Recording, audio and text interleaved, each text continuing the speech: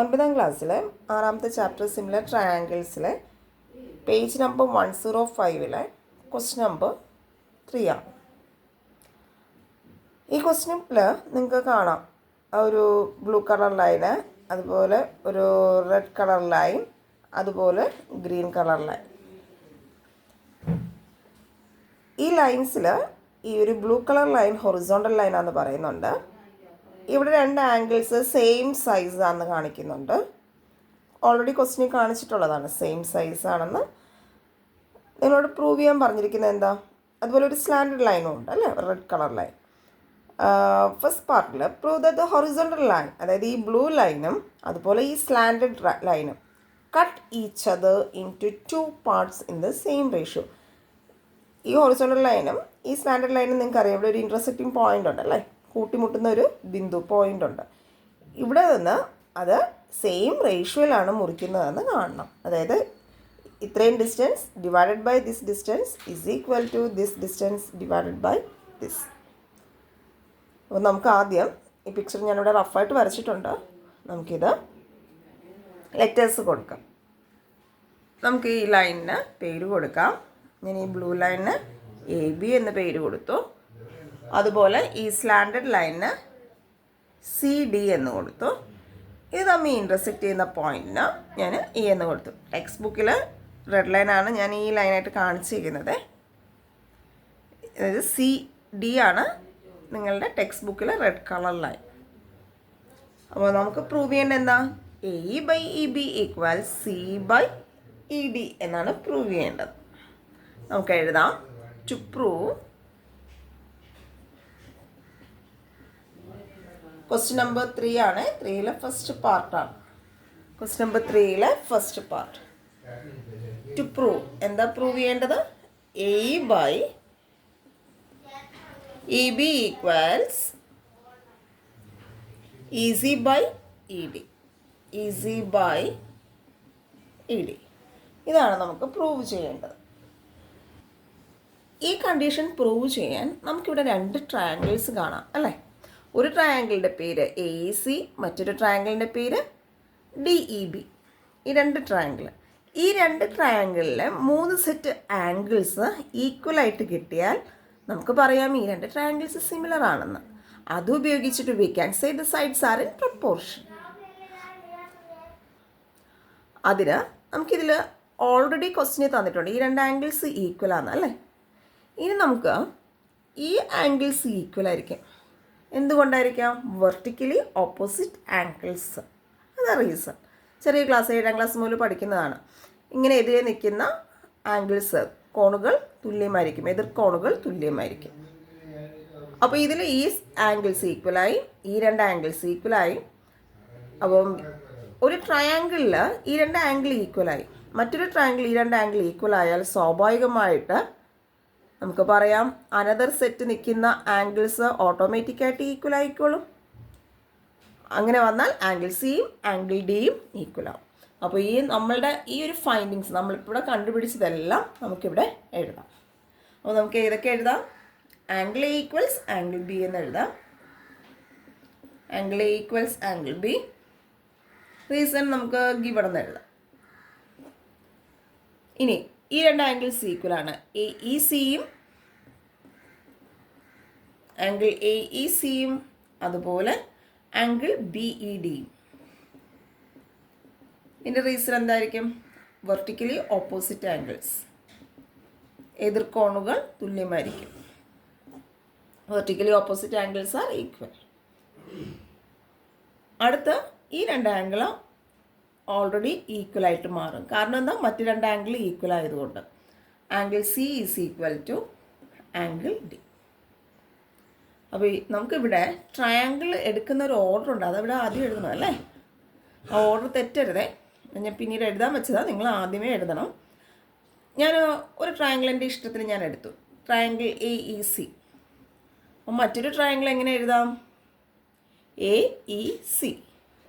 ഒരു വരയിൽ നിന്ന് 2 വര, 2 വരയിൽ നിന്ന് 3 വര. അതുപോലെ ട്രയാങ്കിൾ BED. ഇത് നിങ്ങൾ ആദ്യം എഴുതേണ്ടതാണ്. ഞാൻ ഈ ഒരു ഓർഡർ കാണിക്കാൻ വേണ്ടിയാണ് അത് പിന്നീടൊന്ന് തൽക്കാലത്തേക്ക് മാറ്റി വെച്ചത്. പക്ഷേ കുട്ടികൾ എഴുതുമ്പോൾ ആദ്യം ഇതെഴുതുക, അതിനുശേഷം വേണം ഇതെഴുതാൻ. അപ്പം ഈ ഓർഡർ എഴുതണമെങ്കിൽ ആദ്യം നിങ്ങൾ എന്ത് ചെയ്യണം, ഇതുപോലെ ഈക്വൽ ആംഗിൾസ് മാർക്ക് ചെയ്യുക.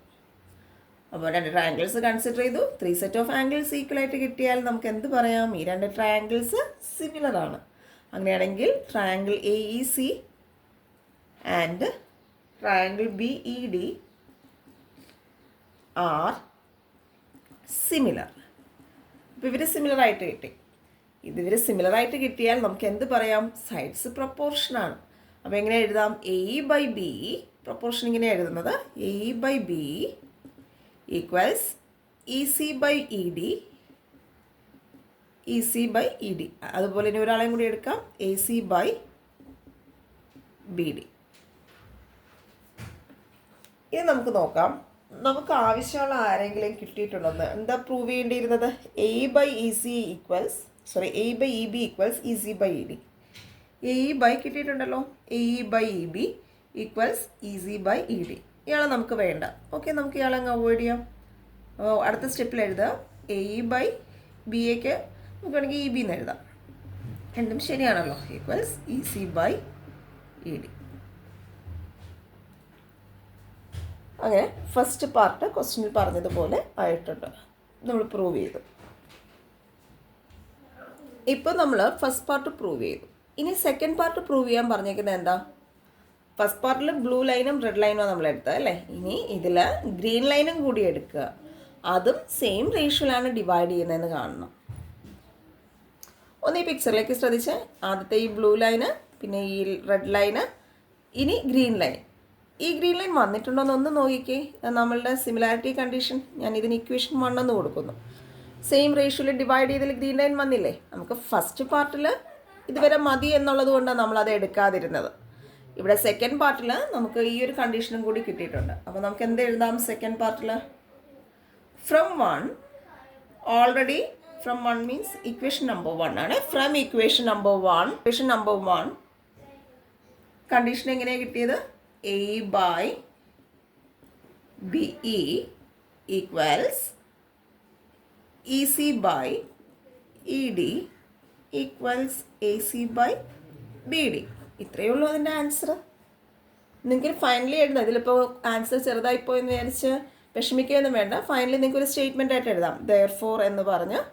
നിങ്ങളുടെ ക്വസ്റ്റ്യനിൽ എന്താ ചോദിച്ചിരിക്കുന്നത്, സ്ലാൻഡഡ് ലൈൻസ് ബ്രാക്കറ്റിൽ ഗ്രീൻ എന്ന് എഴുതുക, and then so horizontal line are also in the same ratio എന്ന് പറഞ്ഞ് അത് നിങ്ങൾക്ക് വൈൻഡ് അപ്പ് ചെയ്യാം. ഓക്കെ, ഞാൻ എഴുതുന്നില്ല, നിങ്ങൾക്ക് മനസ്സിലായി കാണുമല്ലോ. അടുത്ത് നമ്മളുടെ തേർഡ് പാർട്ട് ഒരു ചെറിയ കൺസ്ട്രക്ഷനാണ്. Explain how this idea can be used to divide a 6 cm long line in the ratio 3:4. നിങ്ങൾ സ്കെയിലും പെൻസിലും ഉപയോഗിച്ച് ആദ്യം ഒരു 6 cm ലൈൻ വരയ്ക്കുക. അതായത് ഈ ബ്ലൂ കളർ ലൈനാണ് വരച്ചേക്കുന്നത്.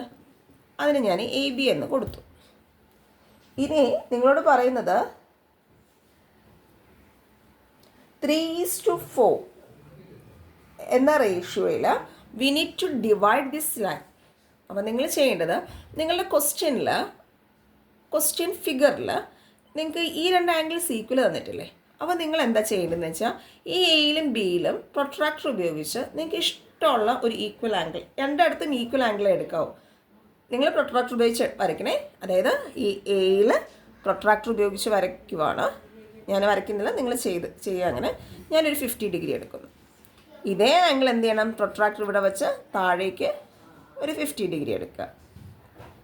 ഓക്കെ, നിങ്ങൾ ഫെയറായിട്ട് നല്ല നീറ്റായിട്ട് വരയ്ക്കേണ്ടതാണ്. ആദ്യം ഒരു 6 cm ലൈൻ വരച്ചു, എന്നിട്ട് ഇവിടെ 2 ഈക്വൽ ആംഗിൾസ് എടുക്കാവൂ. എന്തുകൊണ്ടാണ്, ക്വസ്റ്റ്യനിൽ അങ്ങനെ ഉള്ളത് കൊണ്ട്. അതിനുശേഷം മുകളിലേക്ക്, ക്വസ്റ്റ്യനിൽ 3:4 ഒരു റേഷ്യോ പറഞ്ഞിട്ടില്ലേ, മുകളിലേക്ക് 3 സെൻറ്റിമീറ്ററും താഴേക്ക് 4 സെൻറ്റിമീറ്ററും മെഷർമെൻ്റ് എടുക്കുക. അത് നിങ്ങൾ സ്കെയിൽ ഉപയോഗിച്ചെടുക്കാം, അല്ലെങ്കിൽ കോമ്പസ് ഉപയോഗിച്ച് സ്കെയിലിൽ ഒരു 3 സെൻറ്റിമീറ്റർ എടുത്ത് ഒരു ആർക്ക് കട്ട് ചെയ്താലും മതി. ഓക്കെ, ഞാൻ അങ്ങനെ ഒരു 3 സെൻറ്റിമീറ്റർ സ്കെയിലിൽ കോമ്പസ് ഉപയോഗിച്ചെടുത്തതിന് ശേഷം ഇവിടെ ഞാൻ 3 സെൻറ്റിമീറ്ററും ഇവിടെ ഞാൻ 4 സെൻറ്റിമീറ്ററും മെഷർമെൻ്റ് എടുത്തു. ഓക്കെ, അതിനുശേഷം ഈ 2 പോയിൻറ്റ്സ് തമ്മിൽ യോജിപ്പിക്കുക, ജോയിൻ ചെയ്യുക. ഈ യോജിപ്പിച്ച പോയിൻ്റാണ് CD. ഇതാണ് തേർഡ് പാർട്ടിൻ്റെ ആൻസർ. എല്ലാവർക്കും ഇത് മനസ്സിലായി കാണും. അടുത്ത ക്വസ്റ്റ്യനുമായിട്ട് നമുക്ക് അടുത്ത വീഡിയോയിൽ കാണാം. എല്ലാവരും ചാനൽ ഇഷ്ടപ്പെട്ടുവെങ്കിൽ ലൈക്ക് ചെയ്യുക, സബ്സ്ക്രൈബ് ചെയ്യുക. Thank you.